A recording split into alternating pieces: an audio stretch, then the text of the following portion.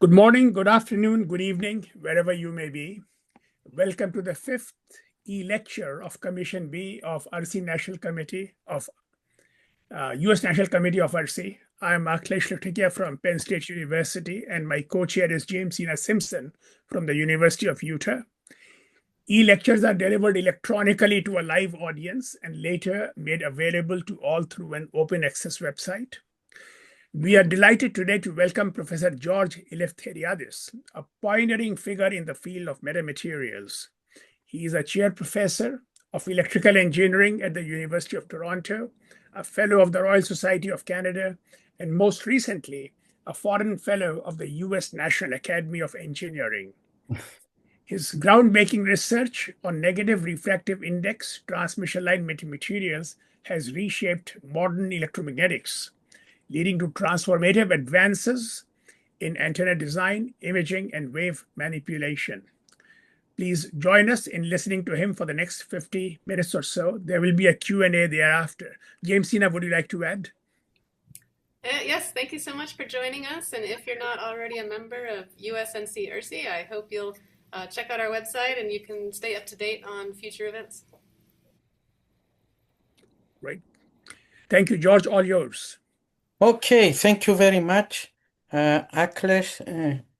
Thank you, Jasmina, for inviting me. Welcome to the audience. So, this afternoon, I will share with you some of our earlier work, actually, on metamaterials, which was focused on a transmission line perspective. So, I am George Eleftheriades from the University of Toronto in Canada, and let's just start by maybe reminding everybody what are these metamaterials.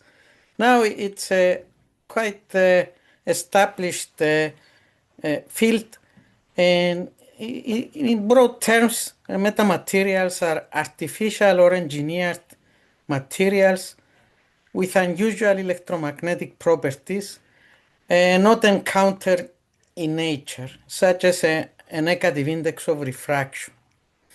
Meta means beyond in Greek, and so I think this term is justified from the previous statement.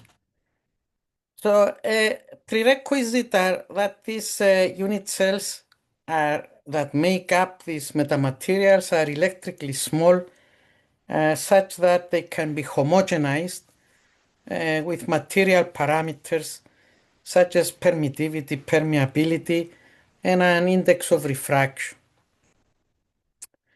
In this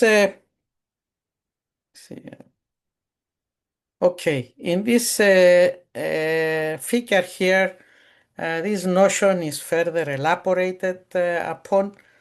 So, of course, for natural materials, their electromagnetic properties arise due to the interaction of an impinging electromagnetic field with the atoms of the medium. So the atoms are polarized, and we can obtain, for example, the corresponding homogenized permittivity.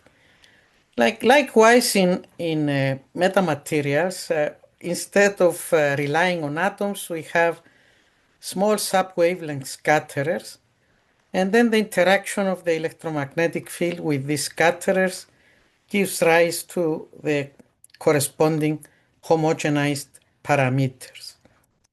Here below, I show examples of some artificial dielectrics and metamaterials. I draw your attention to this leftmost figure here, which was some early pioneering work at Bell Labs after the Second World War. You see here what we have like a lens, which is made out actually of small metallic patches, printed, I think it was like spray paint on a cardboard. And so this makes a lightweight lens compared to, let's say, a glass lens that would be very bulky and heavy at microwave frequencies. I think at that time they were interested in radars. So you see, I mean, the concept is there. There are these metallic patches. The electric field separates, the incident electric field separates the charges and induces electric dipole moments. And then this can be homogenized and give rise to a certain permittivity that allows the formation of a lens. Now, I mean, arguably the modern era, if you like, of the metamaterial started from this work from Smith, Schultz, and colleagues at UCSD, where now this is also at microwaves, but these artificial molecules are straight wires and split ring resonators or capacitively loaded loops, basically. So this is a metamaterial because from the wires we get an effective negative permittivity like an artificial plasma, whereas from these split ring resonators one obtains a negative permeability. So combined together produces a negative refractive index medium. And so this is an engineered or an artificial dielectric, but with properties that, you know, do not exist naturally. So this is legitimately a metamaterial. In our effort to understand how this works, we came up with a transmission line method for making this metamaterial that you see in the rightmost picture here. So I guess in the remainder of this seminar, I will talk about transmission line metamaterials. So let's leave this discussion to evolve. In the metamaterial community, there is this landmark paper by Victor Veselago in the 60s, where he showed that hypothetical negative epsilon and mu materials are allowed by Maxwell's equations. And he went on to describe their properties. So in a conventional positive epsilon mu material, the wave propagation will, of let's say a plane wave, will have its electric field E, magnetic field H, and propagation vector K, forming a right-hand triplet. And so, of course, K and the pointing vector S will be parallel and pointing at the same direction. So in the language of this Veselago paper, these are right-handed materials. On the other hand, if epsilon and mu were both negative, now E, H, and K form a left-handed triplet. So now these are left-handed materials. And K and the pointing vector S are antiparallel. So now we recognize that this means these materials support backward waves. But maybe what is a bit surprising actually at the time, at least at the time, was that if you have a medium that supports backward waves, it has to be characterized when homogenized by a negative index of refraction to capture well the physics of wave propagation in these media. So we are talking about negative refractive index materials.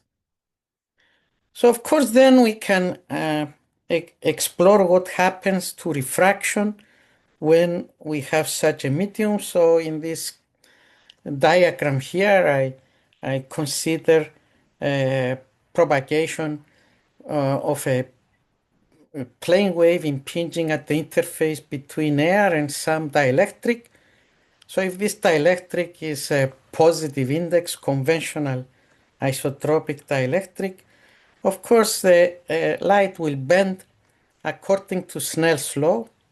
There will be some reflections, but I don't show them here to focus on refraction. But Snell's law is a manifestation of the continuity of the transverse K vectors at the interface of this junction, or at this interface. So now if you say, well, what will happen if this green material were of negative index? Then of course Snell's law will still be valid. The index now is negative. So theta 2, the angle of refraction, will be negative. So the way the light will bend backwards as shown here. And observe that phase matching is still valid, of course, because the k vector in the negative index medium points towards the interface, although the power moves away from the interface since this is a backward wave. So now you see the vertical transverse k vectors in this picture are still matched. So just take a moment here to point out that, you know, the law of refraction as stipulated by Snell is very old. I mean, it's older than Maxwell's equations. Is like was stipulated in the 17th century.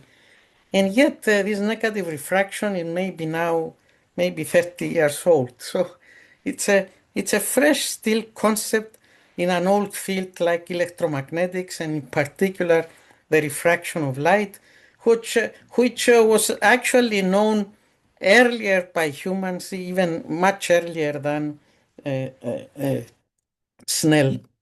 So with this, let's continue now to see how we can make such negative index media with transmission lines. But because before I do that, let me just explore a little bit with you what is a backward wave. I think you know this is well known in the microwave radio science community, but this is interesting to see. We have here, let's say, one-dimensional propagation in a backward wave medium, a negative index medium.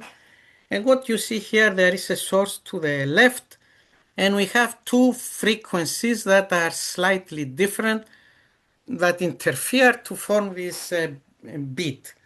So this is basically an AM modulated signal.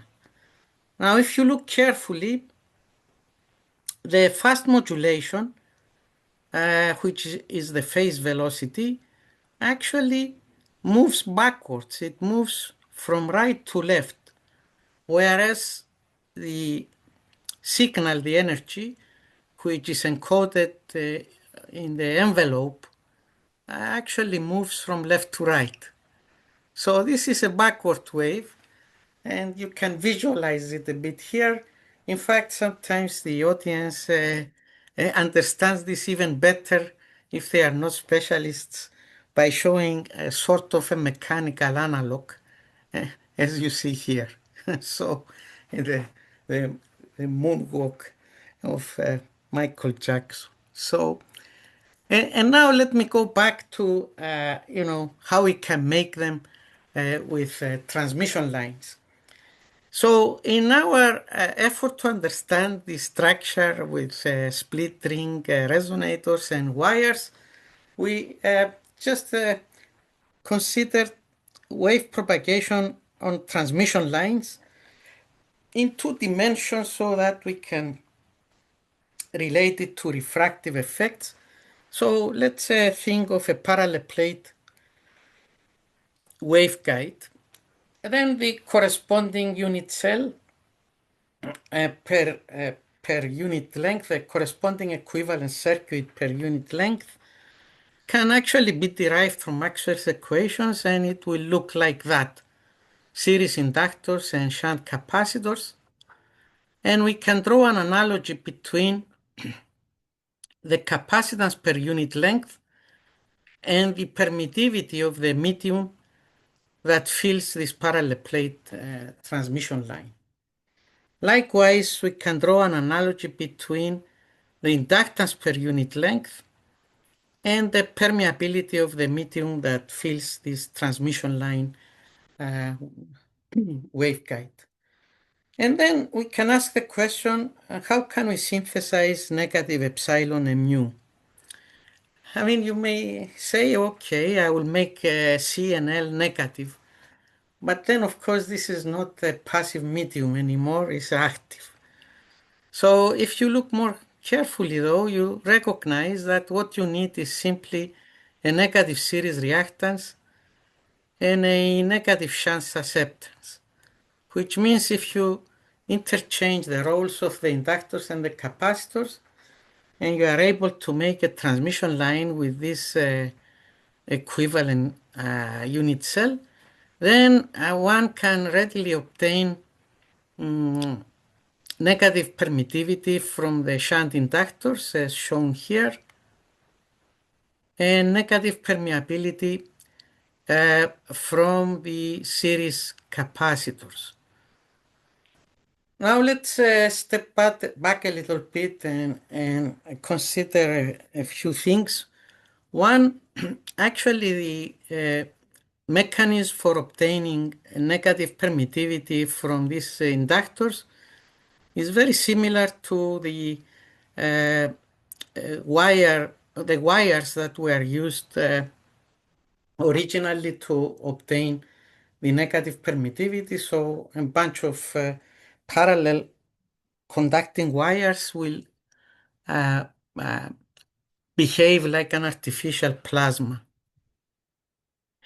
The second thing that I would like to draw your attention is that even from this circuit perspective, both epsilon and mu depend on the frequency. And this is very important, unlike the case of the natural transmission line, which within, the microwave band, we can assume that is non-dispersive. This dispersion is important. You cannot have passive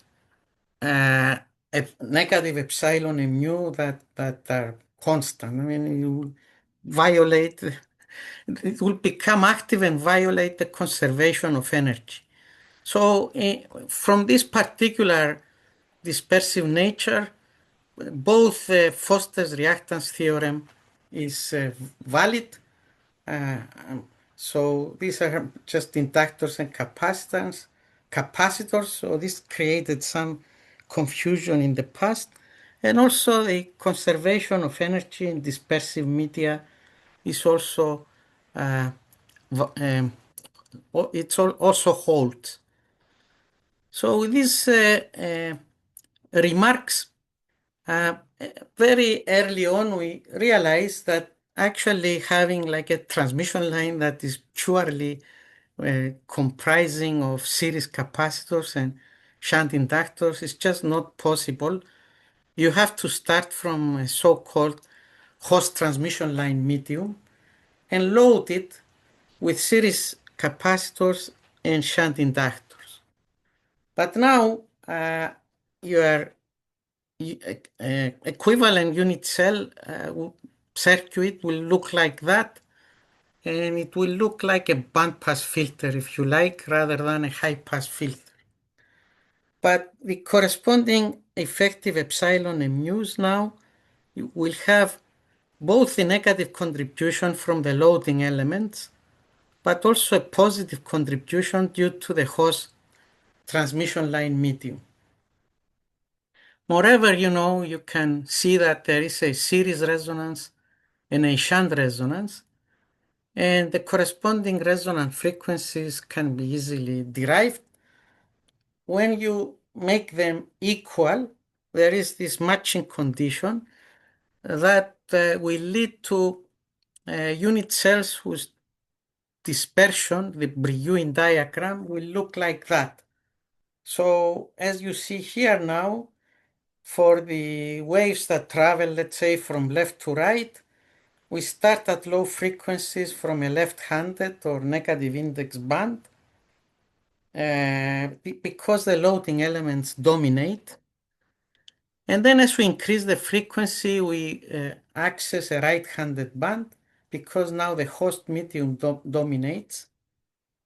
And then normally here there is a stop band, but when we make these two frequencies equal, the stop band is closed and we can access a region where the index is actually 0 and the group velocity is not zero, but the slope here is not zero. So this can be used for certain applications, as I hope to have time to show you later on. So there is an electromagnetic perspective of this circuit theory. I just go quickly through it just for completeness. So this is our loaded medium. So if I apply Ampere's law to the XZ loop, then I will implicate the conduction currents on the inductors, and I can represent those with an electric dipole moment, PE, that is actually anti-parallel to the electric field. So that's why we can drive epsilon to become negative. And you recognize now the same dispersive relation that we derived also from the circuit perspective. Likewise, if I consider a closed loop in the YZ plane and apply Faraday's law, I can close the gap here and replace it with equivalent magnetic dipole moments, which also will be anti-parallel to the incident magnetic field and with the same dispersive nature. So in this way, we can actually derive the effective material parameters that we also obtain from the transmission line perspective. I mean, from the circuit perspective. So how can we make those? Well, materials with transmission lines.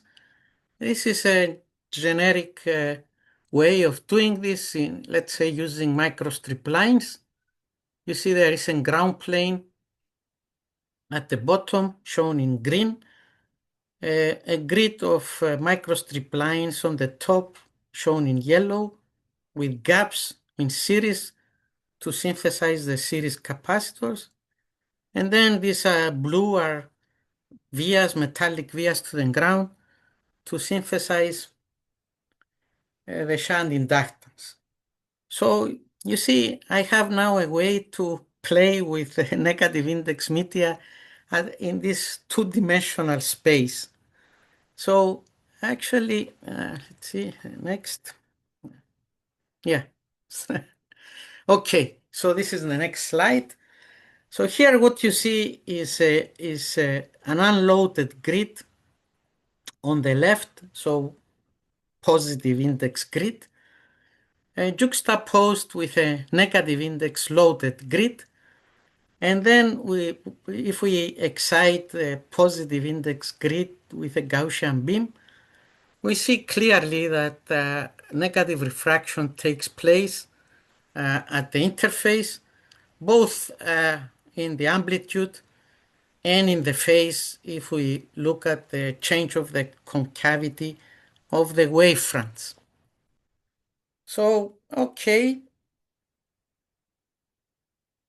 Some of our earliest experiment with this negative refraction is shown here, where it's basically similar to what I have shown you before schematically, but now you see on a printed circuit board the unloaded grid. The period here, I believe, is like a 20th of a wavelength, so this is essentially a solid top plate. Of course, there is a ground plane here. This is a parallel plate waveguide. And then a commensurate grid is loaded with series capacitors and shunt inductors on the right. The positive index grid is excited with a monopole driven by a coaxial cable from the bottom. And, if any of this has any merit, then the waves should refract negatively at the interface and form a focus actually in the negative index medium. and we can measure the fields above this PCB using a scanning capacitive probe. So the corresponding experimental results are shown next. Okay, yeah, this is an animation. And you see that indeed around 1.8 gigahertz, you can clearly see the focus taking place, both in amplitude and in the change of the concavity of the wave fronts at the bottom. And this focal region changes with frequency since this media are dispersive, as I have already explained. Now, this is all very nice and it was encouraging. And before I move on to some other lenses, I show you here a unit cell that if you want to make a three-dimensional isotropic transmission line media, you can use this unit cell.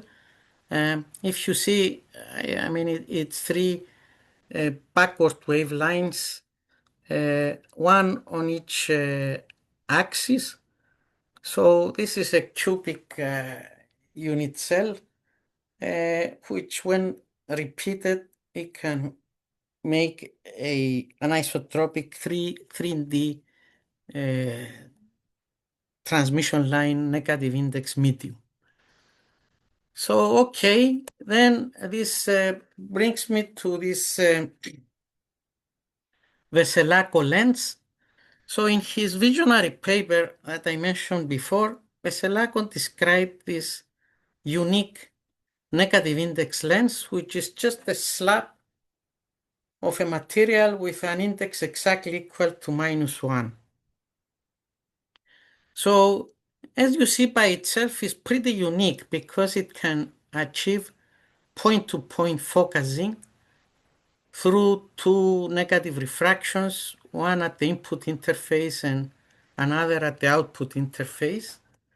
This internal focus, we already saw it, in the experiment that I showed you earlier.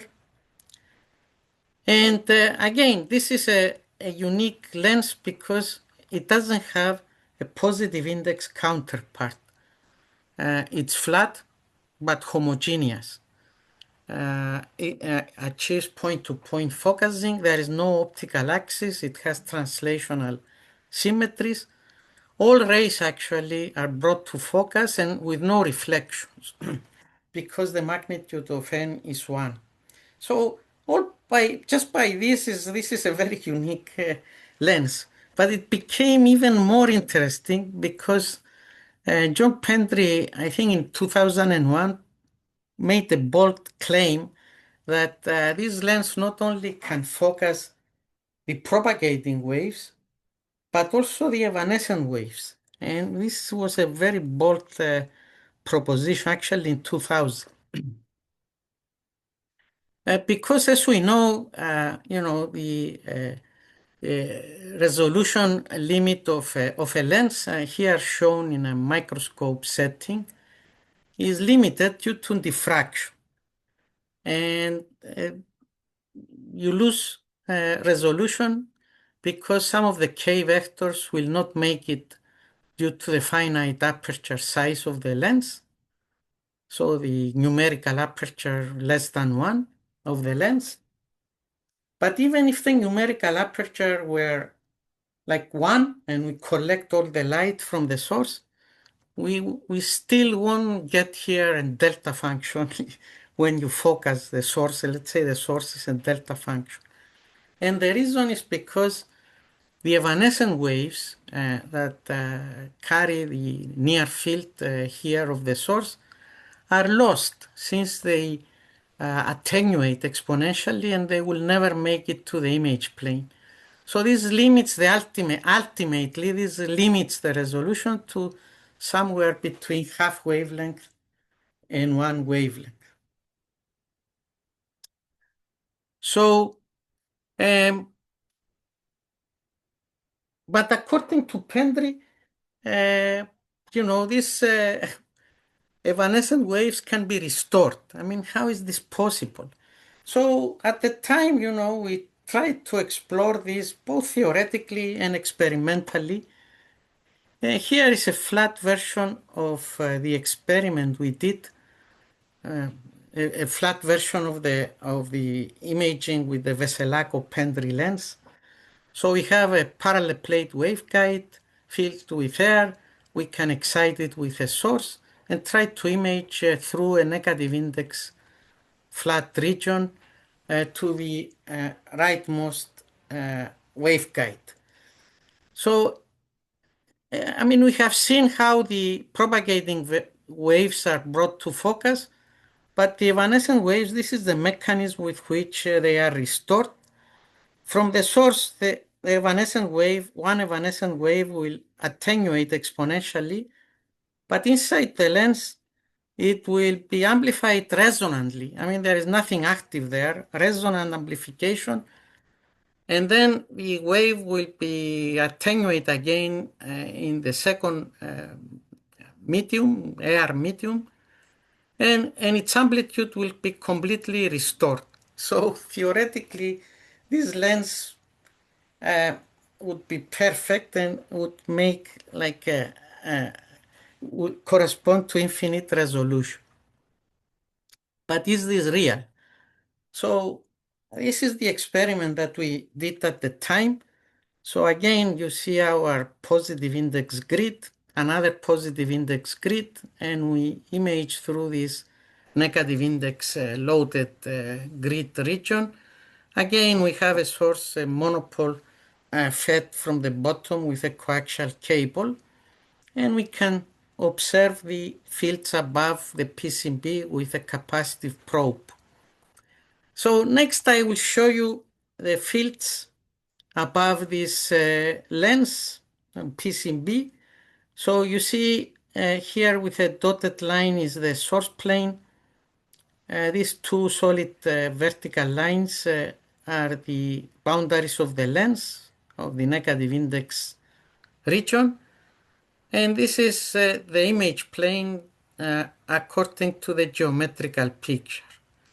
Now look carefully, you see that there is a bright spot, but this bright spot is not really at the image plane, it's actually at the second interface of the lens. And actually this is what is expected, because this is the amplification of evanescent waves. So if we take a cut through the lens and observe the fields, actually we saw that this, growing of evanescent waves took place. And I mean, you can analytically show that this is actually true phenomenon. But what about the resolution? Is it infinite? Well, in this experiment, we measured a sixth of a wave. The beam width of what was imaged here was a sixth of a wavelength. So 3 times, let's say, the half wavelength diffraction limit, but is not, infinite resolution. Why? Well, now it's well known that this lens is really, its resolution is very sensitive to losses, because this resonant phenomenon is sensitive to losses. Very intuitive that it is. At the time, we actually did an analysis of the resolution enhancement, defined here as the largest K vector that can be transmitted, restored, divided by the free space K vector. And you see this is approximately equal to the natural logarithm of the Q factors of the capacitors in this experiment that were used, divided by the electrical length of the lens in radians. So actually, the capacitors we used had the Q factor of 150, and then when you do the calculation, this enhancement factor is 3. And actually, this is what we observed, 3 times better resolution than the half wavelength diffraction limit. So a very interesting, lens, this Veselago-Pendry lens. It's something very new, I mean, in electromagnetics, but of course it's limited by losses in a dramatic fashion, because this is lone here, you need exponentially larger Q factors to increase your resolution. So in this subsequently, actually, we made the volumetric version of this lens, which it's a picture I showed you earlier in the presentation. So what you see here is the experiment where we try to resolve these two quarter wavelength spaced metallic loops and measure the transmitted fields using this smaller probe loop. Without the lens, we couldn't resolve them. We saw only one peak as shown here in blue. But when the lens was inserted, we can actually see this green curve that has two peaks, and we can resolve the presence of the two loops.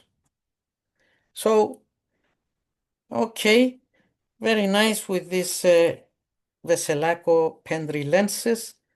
And then Pendry actually made another bold proposition, that of the cloak, where an object now is surrounded by a layer of a metamaterial such that the incident waves are guided around the object, but in an omnidirectional way. This works from any angle of incidence and renders the object invisible, or in the language of radars, for example, it will make this object to have no radar cross-section, even for multistatic radars.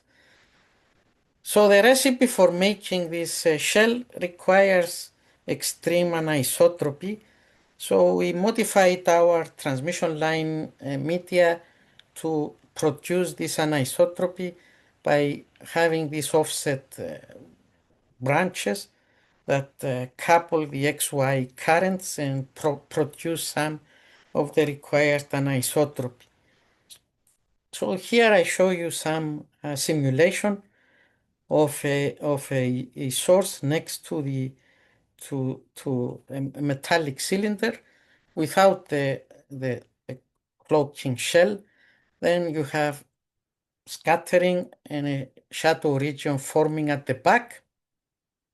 But when this metamaterial transmission line shell is included, the shadow region is restored, and as if the cylinder was not present. And maybe I make a note here that the bandwidth of the radar cross-section reduction was more than 50%, which is not bad for metamaterial cloaks.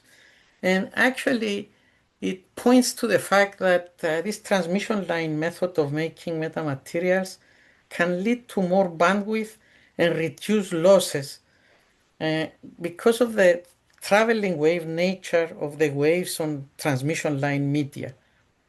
And I believe this lower loss actually was also the reason that enabled us to see some amplification of the evanescent waves in the Veselago-Pendry superlens. So here I show you some more recent work, on cloaks. So this is now is not a transmission line cloak. It's actually a surface cloak that surrounds an aluminum cylinder here. And the idea is to have a thin meta surface that cancels the scattered field. So you see this bistatic setup here, and the measurements show a great reduction of the radar cross-section. And I have an even better animation for this, which shows the measured electric field first without the cloak activated, and you see that there is scattering and a shadow region at the back. But when we activate this cloak, the scatter field is cancelled, and the wavefronts appear to pass through the cylinder as if the cylinder were transparent. Okay, so I guess I have in the remainder of the presentation, I will show you some antenna and microwave applications at the time. This antenna application was maybe the first one that we have explored, and it was inspired by Veselago's paper, who talked about the reverse Cherenkov radiation in hypothetical negative index media. So we thought we could make some analog to that using leaky wave antennas. So what you see here on the top is, say I have a material that is characterized by an index between 0 and 1, then it will support fast waves and it will produce a forward cone of radiation. So this is a nice leaky wave antenna. But if the index is between -1 and 0, then the radiation cone will be backward towards the source, because now this medium here support backward waves. So this is kind of analogous to the reverse Cherenkov radiation. At the time we did this experiment using coplanar waveguides, so you see the gaps that make the series capacitors and little strips to the ground that make the shunt inductors. The unit cell is a sixth of a wavelength, so this is important because this can be homogenized. And this is the experimental antenna, leaky wave antenna. You see, when we excite it from the left, the radiation is backward towards the source. And this verifies the nature of the backward waves in this transmission line. And because the unit cell is small, actually what is being radiated is the fundamental spatial harmonic. Typically for backward leaky wave antennas is the -1 harmonic that is being radiated, but here is the 0th order harmonic. And because of this, we can also close the stop band, as I showed you earlier, and actually radiate from backwards to forwards through broadside, which is difficult to achieve with conventional leaky wave antennas because of mode coupling. But here is the 0th order harmonic that radiates, so it radiates through broadside. Now there is a large body of this type of antennas, much better than what I show you here, that was produced in the group of the late Professor Tatsuo Ito at UCLA. Here is a more recent version of a related antenna that actually was designed to scan over a wide range from -70 degrees to 70 degrees without much gain variation. Actually, this is electronically scanned, is not frequency scanned at 10 gigahertz. I showed this as an aside, and I can say that my colleague Sean Ham has made even better antennas than these that scan from -80 to 80 degrees with much nicer looking beams. So antenna miniaturization, this was another front that people were looking to miniaturize antennas using metamaterials, transmission line or otherwise. And there is ample opportunity for this because, first of all, these are loaded lines, so you can miniaturize things. But also there is a systematic way of thinking about it. I mean, if we leave the stop band open, we have a resonance here, resonance there, series and shunt resonances, and then we can arrange to operate at these points and make small antennas that radiate. Also, the unit cell itself can resonate, one or two or some number of them. Each time the corresponding insertion phase is a multiple of pi. So all this can be used to make resonant small antennas. Multi-resonant antennas, I won't have time to show you any of that. But also there is another subtle feature that enables miniaturization, which I think it hasn't exploited enough, despite the years that passed. You see, this left-handed band, as you reduce the frequency, the wavelength actually shrinks. So, I mean, this calls for miniaturization. When you go at lower frequencies, the wavelength gets larger, but here it becomes smaller. So this is really what calls for using this left-handed band for miniaturization.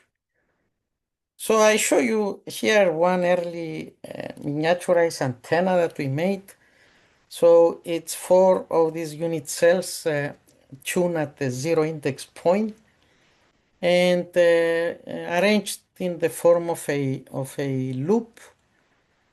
One of the vias to the ground is excited, and this antenna is pretty small, I believe a 20th of a wavelength footprint and even smaller height. And yet it radiates like a monopole. It has this omnidirectional pattern and is very well self-matched, as you see here. No need for a matching network. So it's small, its radiation efficiency measured is pretty decent for a small antenna, between 70 and 80%. Of course, the bandwidth is limited because we are still limited by the physics of small antennas like the Chu limit. We can increase the bandwidth by using more than one resonances and merging them together. So this is what we did here. We have a double resonant 0 index antenna. As you see, the bandwidth now is double compared to the previous version. And this is fully printed too. So, I mean, there is a large body of this type of work, but okay, I mean, we have to just show some samples. Next, I show you a couple of microwave miniaturized devices or interesting devices, unique devices.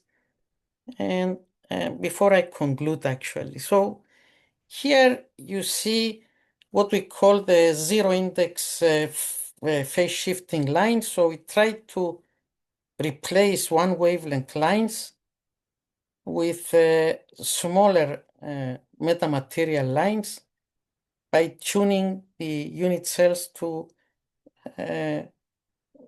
operate around the 0 index point. And then, regardless of how many cells you use, always the corresponding insertion phase will be 0 degrees. And in fact, for these smaller lines, the bandwidth is increased. So because of the smaller size, and you see the phase is much flatter compared to the one wavelength line.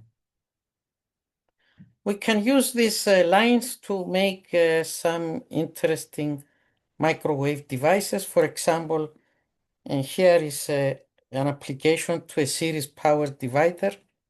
So here we have a 1 to 4 power divider.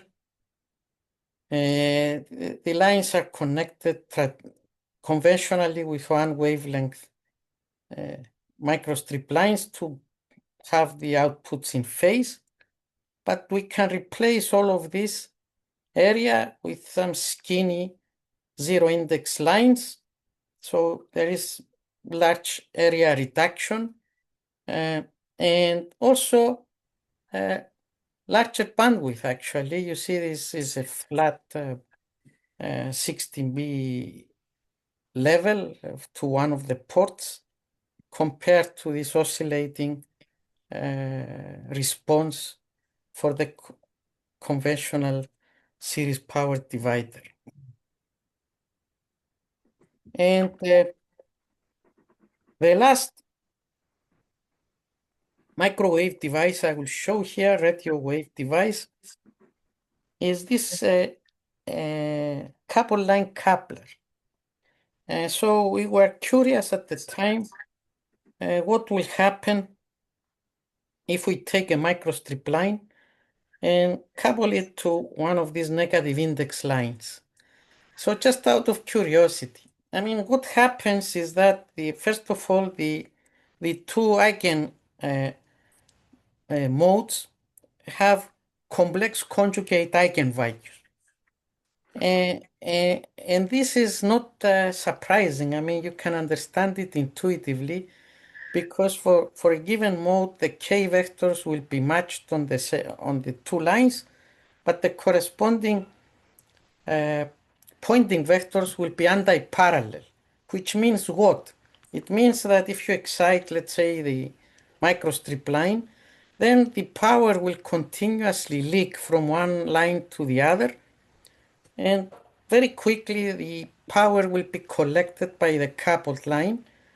And so this leakage, of course, is characterized by a complex propagation constant, but it allows also to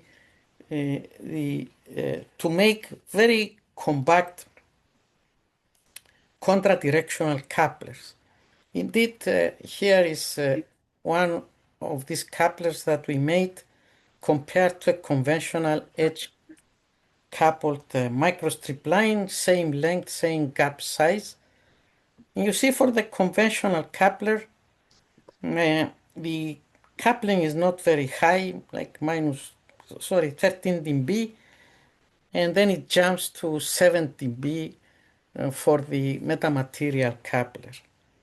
In fact, not just the coupling becomes better, but also the isolation. And likewise, the corresponding directivity that goes for the conventional coupler from 8 dB to 20 dB for the metamaterial coupler. It's easy to make 3 dB couplers, difficult with edge coupled microstrip lines. You see here 3 dB realization, and the bandwidth is not bad. And finally, I have also a printed version that was tuned as a reflectometer. So now we want low coupling at 27 dB, but high isolation and good directivity, which was 45 dB as you see here. This is actually my last slide. So in summary, well, I would say that for me, the most fascinating aspect of this metamaterial area is that some new phenomena, new concept, fresh concepts arose from a field that is very old. Electromagnetics is maybe the oldest field in electrical engineering. And yet all these new phenomena like negative refraction, super resolution, miniaturization because the wavelength is proportional to the frequency, cloaking, and many more actually. And to a second level, these new phenomena can be exploited for applications. I showed you some in disciplines ranging from wireless communications to radars, wireless power transfer, and medical imaging. Well, with this I conclude that I have to say that this was an early phase of our work on metamaterials, but I still think this is a fascinating work, and of course other groups made and continue to make important contributions to the field. Now I think the community likes to work with surface versions of these metamaterials or meta surfaces, but we will need more seminars to cover all these other topics. So with this, I thank you, and I will be happy to answer any questions you may have. Thank you, George. What a wonderfully informative lecture. And thank you for taking us to the front lines of metamaterials research. The floor is open to questions. I think everyone now can ask questions. So please go ahead. Just unmute yourself and ask questions.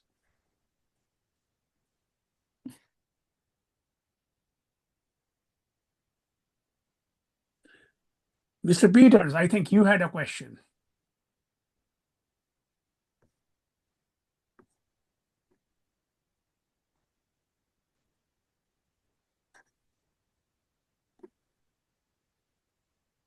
Oh.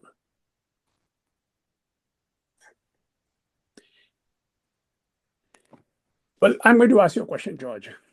So what do you think in terms of using generative AI, not predictive AI, but generative AI in metamaterials research? Has there been enough of a literature created that AI could add to it?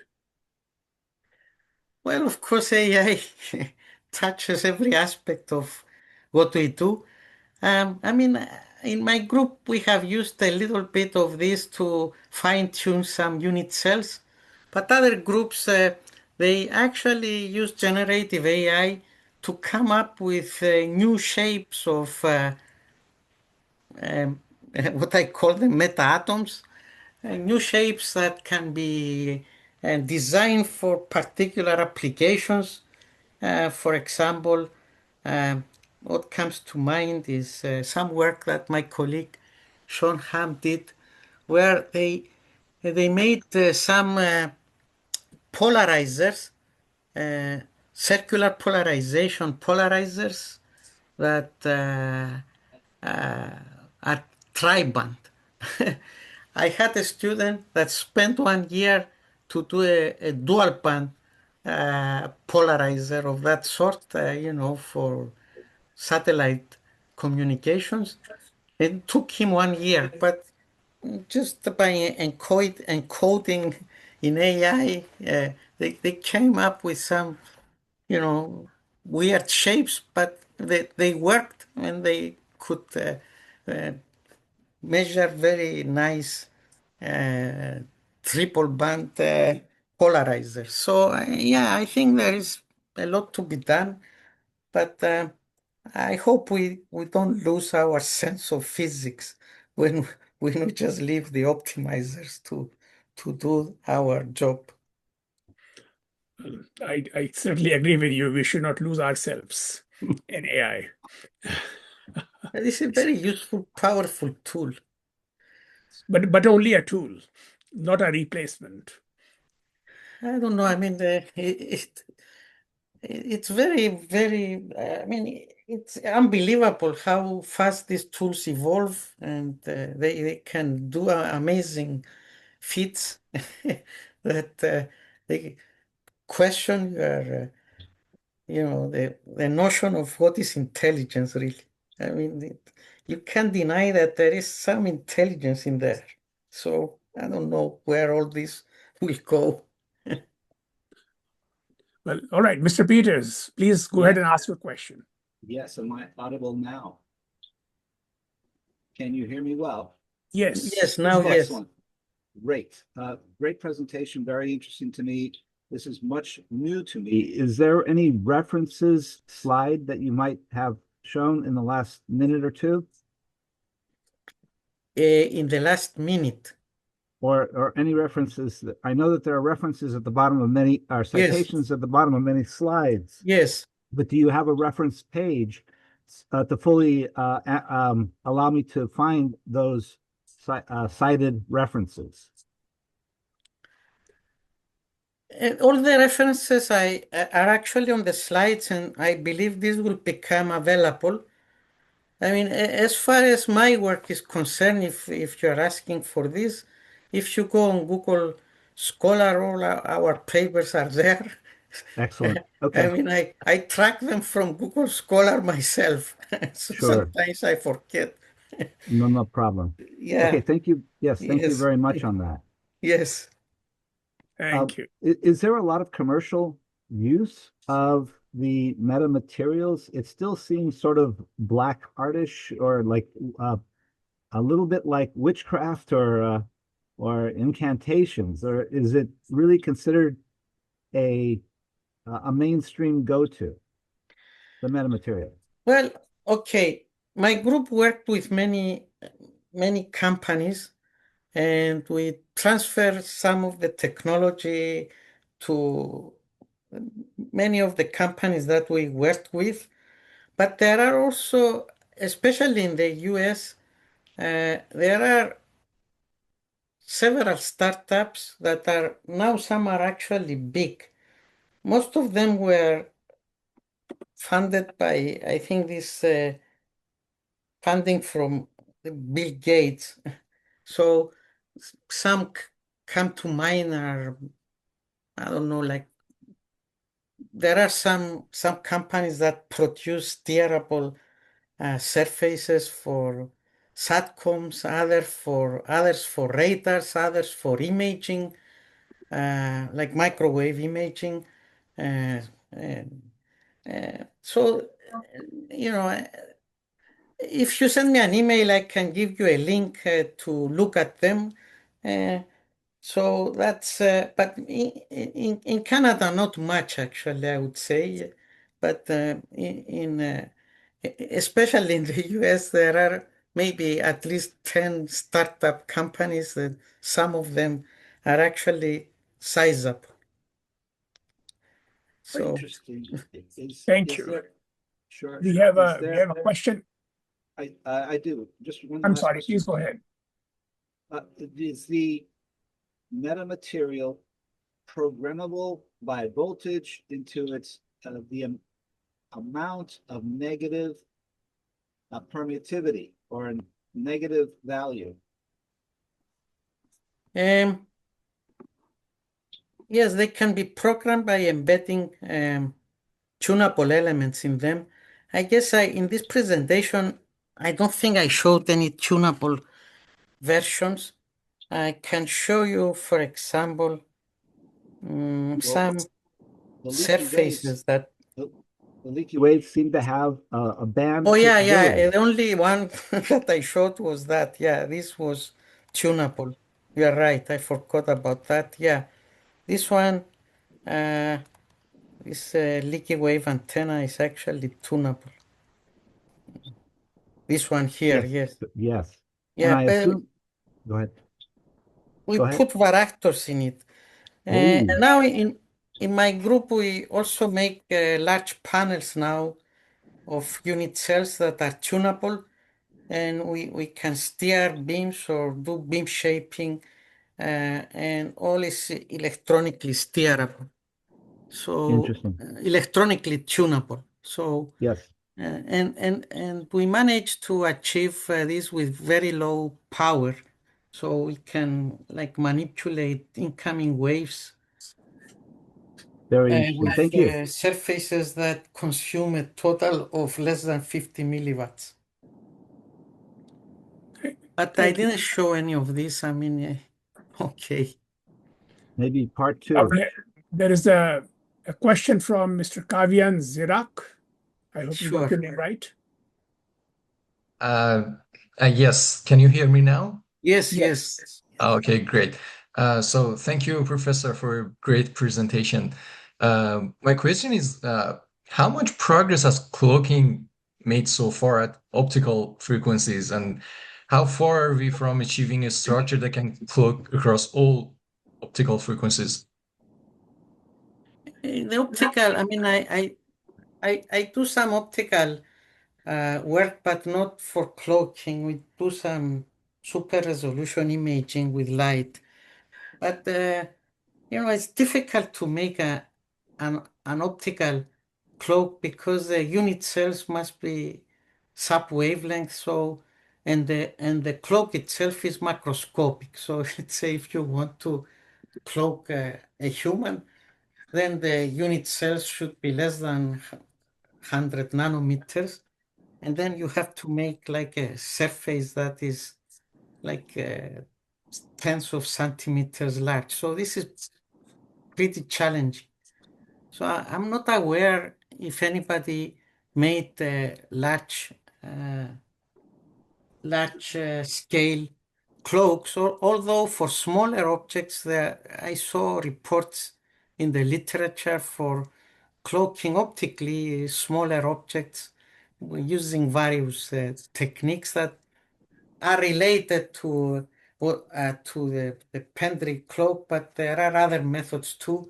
For example, in what I showed you at microwaves, it was a surface cloak that actually worked like the noise cancelling earphones. So we just arranged to cancel the scattered field. So, but also this is difficult to make optically. Thank you very much. Yes. All right. Other questions?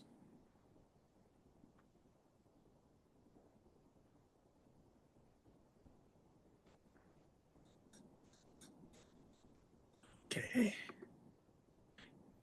Jamesina, Rehan, any questions? Comments? Yeah, I just wanted to thank you again for providing this Actually, excellent presentation. it gave me the opportunity to gather all this work we did at the time and present it. So, Okay. All right. Well, last chance to ask questions. Well, if you have time, I just want to ask one real quick question. Wonderful. Please go ahead, Rehan. Okay, so George, thank you for the talk. It's great. So it's just related to that transmission in one of your negative index transmission line, and you showed the beam going to the opposite direction. Yes, yeah, that one. Yes. So okay, so so the beam is at like negative 30 degree. So I just got curious. I saw that you have a pretty big connector over there. So when you do the pattern measurement, does that connector affect? Does it matter in your measurement? I just got very curious because it's a pretty big connector. I guess the angle 13 degrees was large enough and we didn't interfere here. But okay, that's a good point. Makes sense. I just got very curious. Yes, so it does make sense. Okay, thank you. That's all. Yes. All right.